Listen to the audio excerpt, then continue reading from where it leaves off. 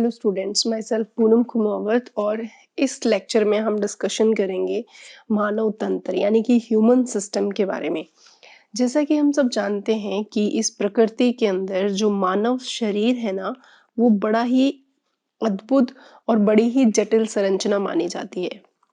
यानी कि हम मानव शरीर के बारे में बात कर रहे हैं और हम जानते हैं कि जो मानव शरीर है वो बड़ी ही जटिल यानी कि कॉम्प्लिकेटेड संरचना है। ठीक है, तो कॉम्प्लिकेटेड संरचना का मतलब क्या है, इसको समझते हैं। देखिए, मानव शरीर जो है, अगर इसके निर्माण की अगर हम बात करें तो इस शरीर के संगठन की जो शुरुआत होती है वो परमाणुओं से होती है। परमाणु आपस में मिलके अणु बनाते हैं और अणुओं से यौगिकों का निर्माण होता है। ठीक है, और उसके बाद फिर शरीर की संरचनात्मक और क्रियात्मक इकाई का निर्माण होता है, जिसे हम कोशिका बोलते हैं। तो इस जटिल संरचना को समझने के लिए हम देखते हैं कि किस तरीके से निर्मित होती है। तो हम देखेंगे कि मानव का जो शरीर है वो बनने के लिए शुरुआत होती है कहाँ से? परमाणुओं से। ठीक है, परमाणु जो होते हैं वो आपस में मिलके क्या बनाया उन्होंने? अणुओं का निर्माण किया। ठीक है, और अणु आपस में मिलके क्या बनते हैं? यौगिक बनते हैं। ठीक है, और यौगिकों से शरीर की संरचनात्मक और क्रियात्मक इकाई का निर्माण होता है, जिसे हम किस नाम से जानते हैं? कोशिका। ठीक है, और कोशिका के बारे में हम जानते हैं कि ये शरीर की संरचनात्मक व क्रियात्मक इकाई है। ठीक है, तो हम देखते हैं कि ये जो कोशिकाएं होती हैं वो आपस में मिलती हैं और मिलके किसका निर्माण करती हैं? उत्तक का। ठीक है, और उत्तक आपस में मिलकर क्या बनाते हैं? अंग, और अंग से आगे बना होता है अंग तंत्र। ठीक है, और ये अंग तंत्र मिलकर कुछ इस तरीके से परस्पर समन्वय करते हैं ताकि ये जो मानव शरीर है वो संचालित हो सके, यानी कि उसमें विभिन्न प्रकार की जो क्रियाएं हैं वो हो सके और मानव शरीर जो है वो जीवित रह सके। तो हम देखेंगे कि यहाँ पे परमाणुओं की अगर हम बात कर रहे हैं तो बहुत छोटे छोटे परमाणु जैसे कि कार्बन हुआ, ठीक है, हाइड्रोजन हुआ, ऑक्सीजन हुआ, नाइट्रोजन हुए, आपस में मिलते हैं और विभिन्न प्रकार के अणुओं का निर्माण करते हैं। ठीक है, अब ये जो अणु है जिसके अंदर हम देख सकते हैं वाटर हुआ, ठीक है, अमोनिया हुआ, मीथेन हुआ, एमिनो एसिड्स हुए, अमीनो अम्ल जिसको हम बोलते हैं, और फैटी एसिड्स हुए। ठीक है, इस तरीके से विभिन्न प्रकार के अणुओं का निर्माण होता है और ये अणु आपस में मिलके यौगिकों का निर्माण करते हैं।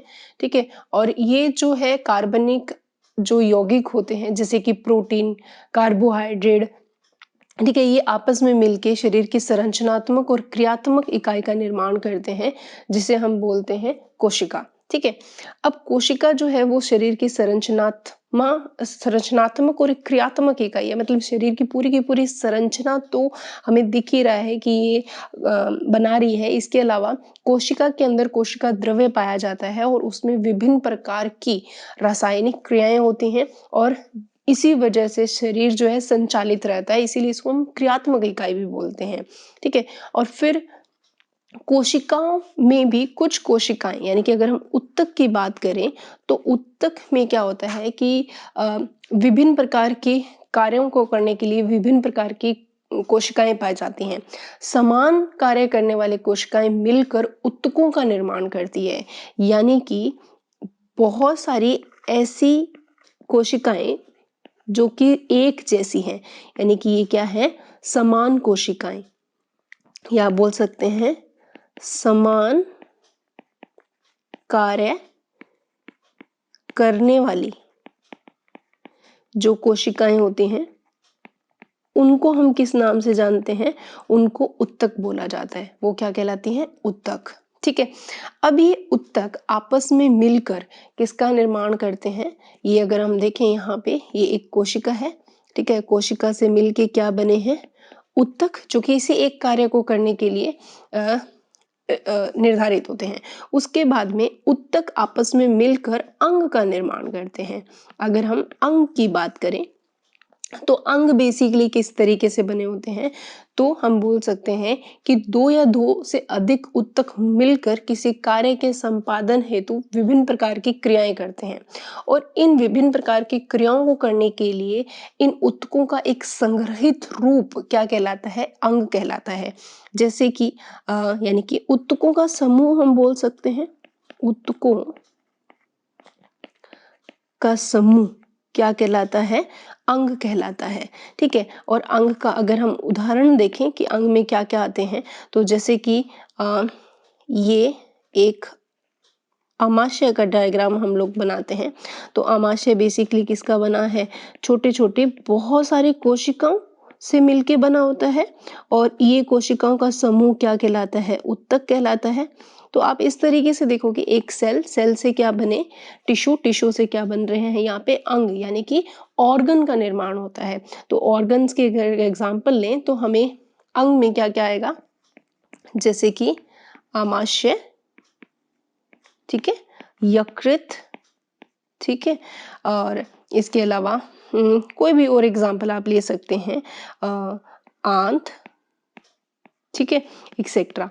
ये सारे क्या है, अंग है और इन अंगों से मिलकर यानी कि विभिन्न प्रकार के अंग एक साथ समूहित होकर किसी एक विशिष्ट तंत्र का निर्माण करते हैं जिसे हम अंग तंत्र बोलते हैं। तो अंग तंत्र को बनाने के लिए एक या एक से अधिक अंग एक साथ समूहित होते हैं।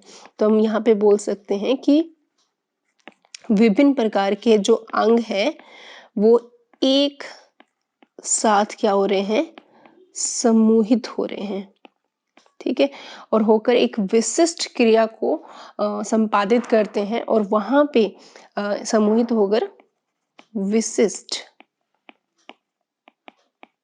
क्रिया को क्या करते हैं, उसका संपादन करते हैं। तो उसे हम क्या बोलते हैं, अंग तंत्र बोला जाता है। ठीक है, और अंग तंत्र का अगर हम उदाहरण लें तो कौन कौन से अंग तंत्र हमें देखने को मिलेंगे, तो अंग तंत्र की अगर हम बात करें तो हमारे शरीर में बहुत सारे अंग तंत्र हैं, जैसे कि पाचन तंत्र, ठीक है, इसके अलावा श्वसन तंत्र जिनके बारे में हम डिस्कशन करेंगे, सबको बारे में हम देखेंगे, परिसंचरण तंत्र, ठीक है, इसके अलावा हमारे शरीर में उत्सर्जन तंत्र, ठीक है, इसके अलावा जनन तंत्र, ठीक है, तंत्रिका तंत्र,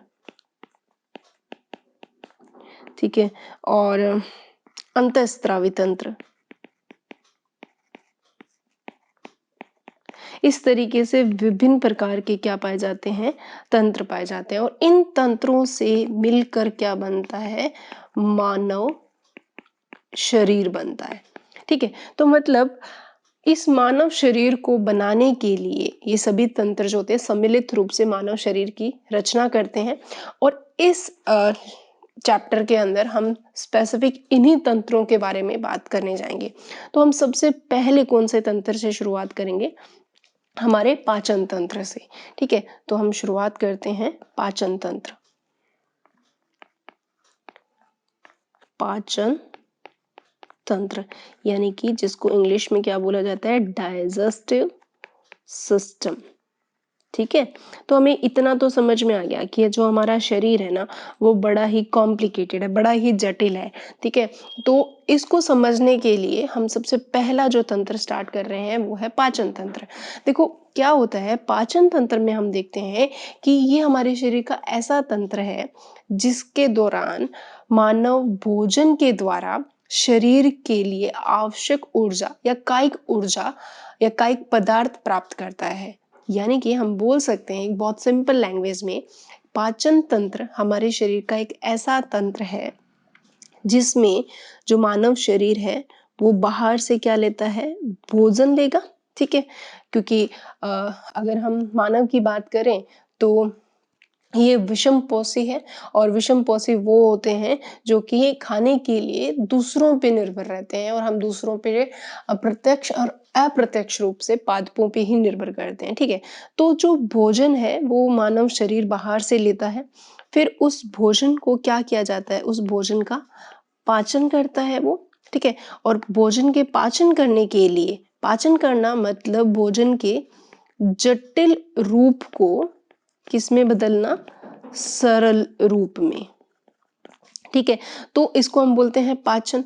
और पाचन करने के लिए हमें यहाँ पे क्या चाहिए, भोजन के पाचन करने के लिए हम देखेंगे कि बहुत सारी रासायनिक क्रियाएं होती हैं, किसके द्वारा, पाचक एंजाइमों के द्वारा। तो यानी कि हमें यहाँ पे पाचन करने के लिए किसकी जरूरत पड़ेगी, एंजाइम्स। और ये एंजाइम क्या करेंगे, रासायनिक क्रियाएं करेंगे, ठीक है। कैसी होंगी ये भी हम लोग डिस्कशन करेंगे। तो ओवरऑल हम देखेंगे कि जो भोजन जो है, पहला स्टेप, भोजन को क्या किया जाता है, अंतःग्रहण किया जाता है, ठीक है। भोजन को अंदर लिया जाता है। और दूसरे स्टेप में हम इस सिस्टम के द्वारा देखेंगे कि उस भोजन को क्या किया जाएगा, उसका पाचन किया जाएगा। पाचन करने के लिए अलग अलग जगह होती है, ठीक है। अंतःग्रहण के बाद में हम लोग क्या करेंगे, भोजन का पाचन करेंगे। और फिर तीसरे स्टेप में हम क्या करते हैं, जो भोजन हमने लिया है, लेने के बाद में हम उसका पाचन करेंगे। और पाचन करने के बाद में जो ये सरल रूप भोजन का आया है, इसका क्या किया जाता है, अवशोषण किया जाता है, ठीक है। और फिर अवशोषित पदार्थों को क्या किया जाता है, उसका समांगी करण किया जाता है। यानी कि जो सरल रूप है उसको अवशोषित करके शरीर के विभिन्न भागों तक पहुंचाना, वो क्या कहलाता है, समांगीकरण, ठीक है। और उसके बाद में पांचवा स्टेप हमारा क्या होता है, जो भोजन नहीं पचा, यानी कि पाचन के दौरान जो अपशिष्ट पदार्थ बने हैं, यानी कि ये अपचित भोजन जो है, उसको फिर मल द्वार के द्वारा उसे बाहर निकाल दिया जाता है, ठीक है। तो इस को हम क्या बोलते हैं, बहिक्षेपण, ठीक है। तो हम क्या करेंगे, जो अपचित भोजन का क्या किया जाता है, इजेशन, यानी कि उसे बाहर निकाल दिया जाता है। अपचित भोजन को बाहर निकालना किसके द्वारा, मल द्वार द्वारा, ठीक है। तो हम लोग देखते हैं कि मानव का जो ये तंत्र है, इसमें भोजन को अंदर भी लेंगे, फिर भोजन का पाचन भी करेंगे, फिर भोजन को अवशोषित भी किया जाएगा, उसको स्वांगीकरण का मतलब होता है कि जो हमारे पास विभिन्न प्रकार के पोषक तत्व हमें जो मिले हैं भोजन को पचाने के बाद, उन तत्वों को शरीर के सभी अंगों तक, शरीर के सभी ऊतकों तक, शरीर के सभी संरचनात्मक और क्रियात्मक इकाई तक पहुंचाना, ये हमारा टारगेट होता है, जिसको हम क्या बोलते हैं, समांगीकरण, जिसमें रुधिर बहुत इंपॉर्टेंट रोल प्ले करेगा। और फिर जो खाना नहीं पचा है उसे शरीर से बाहर निकाल दिया जाता है, जिसे हम बहिक्षेपण बोलते हैं। यानी कि खाने को पहले इजेशन किया जाता है, फिर उसका डाइजेशन करेंगे, फिर उसका अवशोषण करेंगे, फिर उसको असिमिलेशन करेंगे एंड देन उसे इजेशन किए जाते हैं। ये हम इंग्लिश में इनका जो टर्म है वो यूज करते हैं। तो हम देखते हैं कि ये पांचों स्टेप्स को कंप्लीट करने के लिए हमारे शरीर में जो ये तंत्र बना है, ये किसका बना होता है, ठीक है। तो अब देखेंगे कि ये जो इसमें से एक चीज आपको मैं बता दूं कि ये जो एंजाइम है, जो भोजन को पचाने के लिए निकलते हैं, वो कहाँ से स्रावित किए जाते हैं, ग्रंथियों, ठीक है। तो पाचन ग्रंथियां पाई जाती है जिनसे ये एंजाइम्स निकलते हैं, ठीक है। तो अब हम देखेंगे कि ये सारे काम करने के लिए, यानी कि ये पांचों के पांचों स्टेप करने के लिए हमें किसकी जरूरत पड़ेगी, एक पर्टिकुलर सिस्टम की जरूरत पड़ेगी, जो कि भोजन में जो भी भोजन में विभिन्न प्रकार के घटक होते हैं। और भोजन में कौन कौन से घटक होते हैं, जैसे कि प्रोटीन होता है, ठीक है, और कार्बोहाइड्रेट होता है, ठीक है, और इसके अलावा वसा है, विटामिन होते हैं, ठीक है, भोजन में खनिज लवण भी होते हैं, और इसके अलावा पानी भी होता है इत्यादि। ये सारी चीज़ें भोजन में आती हैं, उसके बाद में उनका पाचन किया जाता है, अवशोषण, समांगीकरण, बहिक्षेपण किया जाता है। तो ये सारे काम करने के लिए एक स्पेशल तंत्र होता है जिसे हम बोलते हैं पाचन तंत्र। ठीक है, तो अब मानव का जो पाचन तंत्र है वो कैसे बना हुआ है? तो मानव का पाचन तंत्र बेसिकली दो चीजों से मिलके बना है। एक तो उसके अंदर क्या है, आहार नाल, आहार नाल जिसको हम एलिमेंट्री कैनाल या फिर इसको हम पोषण नाल के नाम से भी जानते हैं, पोषण नाल। ठीक है, आहार नाल बेसिकली बहुत सारे अंगों का समूह होता है। तो पाचन तंत्र कितने भाग से मिलके बना है? दो भाग से मिला बन के बना होता है। एक तो होती है आहार नाल और दूसरा जो भाग हमें देखने को मिलेगा वो होती है ग्रंथियां। और ग्रंथियों के लिए अगर सही शब्द यूज किया जाए तो वो होगी पाचन ग्रंथियां। ठीक है, तो अब हम देखते हैं आहार नाल के अंदर क्या क्या चीजें पाई जाती है। देखो, आहार नाल जो है मैंने पहले ही बता दिया, बहुत सारे अंगों से मिलके आहार नाल बनी होती है। ठीक है, तो आहार नाल की शुरुआत होती है किससे? मुख से, जिसे हम माउथ बोलते हैं। ठीक है, उसके बाद में मुख आगे जाके खुलता है मुख गुहा में, मुख गुहा, जिसको हम ओरल कैविटी बोलते हैं। उसके बाद में तीसरे नंबर पे हम देखेंगे कि फिर आता है ग्रसनी। ठीक है, ग्रसनी आगे जाके खुलती है किसमें? ग्रास नाल में। ग्रसनी जो है आगे ग्रास नाल में खुलती है। फिर पांचवें नंबर पे हमें क्या देखने को मिलता है? आमाशय। ठीक है, और छठे नंबर पे हमारे पास आएगी छोटी आंत। ठीक है, और सातवें नंबर पे आएगी बड़ी आंत और आठवें नंबर पे आएगा हमारे पास मलद्वार। ठीक है, तो इस तरीके से ये 8 अंग आपस में मिलके आहार नाल का निर्माण करते हैं। और आप इन सभी अंगों को बहुत अच्छे से समझेंगे, किस अंग का क्या कार्य है और किस तरीके से ये भोजन के पाचन में और भोजन को मतलब लेना, मुख से लिया जाता है और अपचित भोजन को बाहर निकाला जाता है मल द्वार से। तो मतलब हम बोल सकते हैं आहार नाल की जो शुरुआत होती है, यानी कि आहार नाल स्टार्ट कहाँ से होता है? मुख से। और आहार नाल का एंड कहाँ होता है? मल द्वार में। ठीक है, तो मुख से लेके खाना जो है वो पहले मुख गुहा में, फिर ग्रसनी, फिर ग्रास नाल, आमाशय, छोटी आंत, बड़ी आंत तक जाता है और फिर मल द्वार से अपचित भोजन को बाहर निकाल दिया जाता है। तो मतलब खाना जो है वो मुख से लेके मल द्वार तक पूरा ट्रैवल करता है। तो वहां से लेके वहां की जो ये यात्रा है उसको किस तरीके से पहुंचाया जाएगा, यानी कि किस तरीके से ये यात्रा वो तय करता है और उस यात्रा को कैसे कंट्रोल किया जाता है, वो भी हम लोग डिस्कशन करेंगे। लेकिन उससे पहले हम देखते हैं कि पाचक ग्रंथियां कौन कौन सी है। तो 3 मुख्य पाचक ग्रंथियां हैं। एक तो है लार ग्रंथि, जो कि 3 जोड़ी है लार ग्रंथियां। शरीर की सबसे बड़ी ग्रंथि अगर आपसे पूछी जाए तो वो होता है यकृत ग्रंथि, जो हमारे शरीर की सबसे बड़ी ग्रंथि है। ठीक है, और फिर हमारे पास लास्ट में तीसरी जो ग्रंथि है वो है अग्नाशय। ठीक है, तो मतलब हमारा जो पाचन तंत्र है वो आहार नाल प्लस पाचक ग्रंथियों से मिलके बना होता है। आहार नाल को हम पोष नाल भी बोलते हैं। इसके अलावा अगर हम आहार नाल के बारे में और बात करें, सभी अंग मिलकर आहार नाल का निर्माण करते हैं, जो कि शुरुआत कहाँ से हो रही है? मुख से कहाँ तक? मल द्वार तक। अगर हम आहार नाल की एलिमेंट्री कैनाल जिसको बोलते हैं, इसकी लंबाई की बात करें तो ये करीब 8 से 10 मीटर क्या होती है? लंबी होती है। ठीक है, और इसके अलावा अगर हम देखें कि आहार नाल जिसको हम डाइजेस्टिव कैनाल भी बोलते हैं, इसके कार्य क्या है? तो ये भी एक इम्पोर्टेंट क्वेश्चन बनता है कि आहार नाल के कार्य बताओ। तो आहार नाल के हमें 3 मुख्य कार्य देखने को मिलेंगे। जो पहला कार्य ये है, वो तो हमने अभी भी देखा कि आहार नाल में क्या किया जाता है? भोजन का पाचन किया जाता है बड़ा ही सरल तरीके से।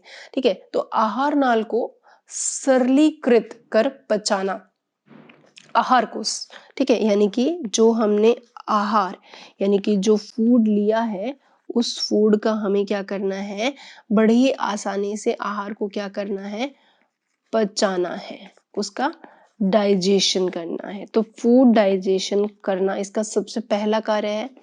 दूसरा कार्य अगर हम देखें तो इसका दूसरा कार्य है पचित आहार का क्या करना है, अवशोषण।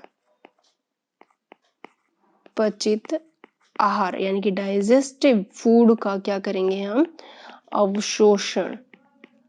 ठीक है। और तीसरा जो मुख्य कार्य हमें यहाँ देखने को मिलेगा वो है कि अपचित भोजन को मल द्वार तक पहुंचाना और जिससे वो उसका क्या कर सके, बहिक्षेपण कर सके। तो यहाँ पे हम लिखेंगे कि आहार को मुख से कहाँ पहुंचाना, मल द्वार तक पहुंचाना। तो अब ये एक बहुत ही इंपॉर्टेंट पॉइंट है कि देखो, मुख से लेके मल द्वार तक पहुंचाने के लिए जो ये यात्रा है भोजन की, इसको किस तरीके से रेगुलेट किया जाता है या किस तरीके से किया जाता है। तो आप देखोगे यहाँ पे कि आहार को मुख से मल द्वार तक पहुंचाने के लिए इस यात्रा को, ठीक है, एक बहुत बड़ी लंबी यात्रा होती है जिससे मुख से ग्रसित भोजन अपनी लंबी यात्रा करके मल द्वार तक पहुंचता है, बीच में उसका पाचन भी किया जाता है। तो इस लंबी यात्रा को विभिन्न प्रकार की पेशियों के संकुचन व विस्तार से इसको गति मिलती है। तो सिंप्लीफाई अगर हम शब्दों में बात करें तो इस यात्रा को नियंत्रण कौन करता है और ये यात्रा होती कैसे है। तो अगर हम देखें खाना जो है वो मुख से मल द्वार तक कैसे पहुंचता है, तो वो एक विशेष प्रकार की गति होती है जिसको हम बोलते हैं कर्मा कुंचन गति। ठीक है, कर्मा कुंचन, जिसको हम किस नाम से जानते हैं, पेरिस्टालसिस मूवमेंट। ठीक है, कर्मा कुंचन गति के द्वारा, यानी कि कर्मा कुंचन एक ऐसी गति है जिसकी सहायता से खाना जो है वो मुख से कहाँ तक पहुंचेगा, मल द्वार तक पहुंचता है। तो यानी कि हमारी पूरी की पूरी आहार नाल में कौन सी गति होती है, तो आंसर आएगा कर्मा कुंचन गति। ठीक है, और कर्मा कुंचन गति एक विशेष प्रकार की गति है जिसके अंदर जो पेशियां हैं वो संकुचित होती हैं और फिर विश्राम अवस्था में चली जाती हैं। ठीक है, तो जहां से खाना जाएगा, अगर हम आहार नाल की बात करें तो इस तरीके से हमें कर्मा कुंचन गति यहाँ पे देखने को मिलेगी। ठीक है, इस तरीके से खाना जो है, जहां जहां से खाना जाएगा, ये मान लो खाना है, फूड है, ठीक है, और ये जहां जहां से जाएगा वहां पे संकुचन होगा, ये विश्रामावस्था में चलेगी पेशियां, और यहाँ पे क्या हो रहा है, संकुचन हो रहा है। तो अगर हम बात करें कि कर्मा कुंचन गति क्या है, तो हम बोलेंगे कर्मा कुंचन गति एक इस प्रकार की गति है जिसके अंदर क्या हो रहा है, लगातार पेशियों का क्या हो रहा है, संकुचन व विश्रामावस्था। ठीक है, लगातार पेशियों में संकुचन व विश्रामावस्था का आना क्या कहलाता है, कर्मा कुंचन गति कहलाता है। इस कर्मा कुंचन गति को नियंत्रित कैसे किया जाता है, तो ये हमारा नेक्स्ट क्वेश्चन आ जाता है कि इस गति को नियंत्रण कैसे करते हैं। तो गति को नियंत्रण करने के लिए विशेष प्रकार की विभिन्न विभिन्न स्तरों पर संवरणी पेशियाएं पाई जाती हैं। विभिन्न स्तरों पर किस तरह की पेशियाएं पाई जाती हैं, संवरणी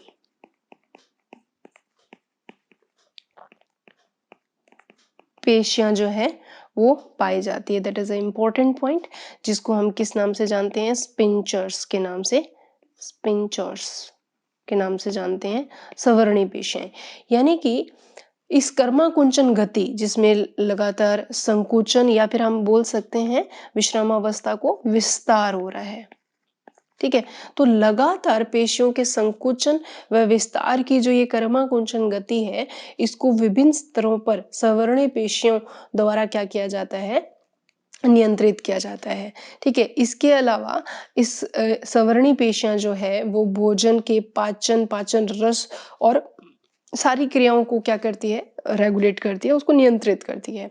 ठीक है, तो इस तरीके से हम देखते हैं कि ये कार्य होता है। इसके अलावा हमें पता है कि जो डाइजेस्टिव सिस्टम है उसके अंदर बहुत ही इम्पोर्टेंट रोल रहता है किसका, पाचक रसों का। ठीक है, तो जो ग्रंथियां हम लोग पढ़ेंगे, ग्रंथियां जो है ये क्या स्रावित करेंगी, पाचक रस स्रावित करती हैं। ठीक है, और ये जो पाचक रस होते हैं ये करते क्या हैं, तो मैंने पहले भी बता दिया कि ये पाचक रस जो होते हैं वो जटिल भोजन को किसमें परिवर्तित करती है, सरल भोज्य पदार्थों में। ठीक है, उदाहरण के रूप में समझते हैं तो जल्दी समझ में आएगा। जटिल रूप क्या है, कार्बोहाइड्रेट। ठीक है, कार्बोहाइड्रेट जो है ना बच्चों, वो बहुत सारे, जैसे कि ये ग्लूकोज है, ये दूसरा ग्लूकोज है, ठीक है, ये तीसरा ग्लूकोज है, तो इस तरीके से बहुत सारे ग्लूकोज आपस में मिलके क्या बनाते हैं, कार्बोहाइड्रेट बनाते हैं। तो ये कैसा रूप हो गया, एक जटिल रूप हो गया। वहीं जो ये पाचक एंजाइम्स होते हैं, ठीक है, क्योंकि पाचक रस में क्या पाए जाते हैं, एंजाइम्स, ये एंजाइम्स इस जटिल रूप पर कार्य करेंगे और क्या कर देंगे, इन ग्लूकोज को सबको अलग अलग कर देंगे। ठीक है, इस तरीके से ग्लूकोज का अलग अलग हो जाना, तो ये इसका क्या था, जटिल रूप था। ठीक है, और ये सभी का क्या हो गया, सरल रूप, और इन सरल रूप को आसानी से अवशोषित किया जा सकता है। वहीं अगर हम दूसरा एग्जाम्पल लें, वो है जैसे कि प्रोटीन।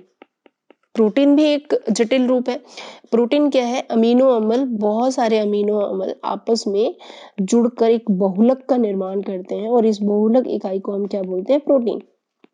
ठीक है, तो प्रोटीन किसके बने होते हैं, वो बहुलक है किसका, अमीनो अम्ल का, अमीनो अम्ल। ठीक है, अब क्या है, ये जो पाचक एंजाइम है वो इसके ऊपर एक्ट करेंगे और इसको किस में कन्वर्ट कर देंगे, सारे अमीनो अम्ल को अलग अलग कर देते हैं और फिर इन अमीनो अम्ल को आसानी से क्या कर लिया जाएगा, अवशोषित कर लिया जाता है। ठीक है, और इसी तरीके से तीसरे में अगर हम बात करें, वो हम देखेंगे वसा। वसा जिसको हम लिपिड भी बोलते हैं। ठीक है, अब ये क्या है, एक जटिल रूप है। इसके अंदर क्या होता है कि एक ग्लिसरॉल है और वो बहुत सारे वसीय अम्ल, fatty acid, that is a वसीय अम्ल। ये क्या है, वसीय अम्ल, और किसका बना हुआ है, ग्लिसरॉल का बना होता है। ठीक है, अब ये जो एंजाइम होते हैं वो इनके ऊपर काम करेंगे और क्या कर देंगे, ग्लिसरॉल को तो अलग कर दिया, ठीक है, और सारे जो वसीय अम्ल है, फैटी एसिड्स है, इनको इन्होंने अलग कर दिया। तो आप यहाँ पे देखते हो कि जो जटिल संरचना है वो किस में कन्वर्ट हो रही है, सरल। ठीक है, और इन सरल संरचनाओं को क्या कर लिया जाता है, जो इन, ये क्या कहलाते हैं, सरल पोषक तत्व है। ठीक है, और इन सरल पोषक तत्वों को आहार नाल की विशेष कोशिकाओं की सहायता से, आहार नाल की विशेष कोशिकाओं की सहायता से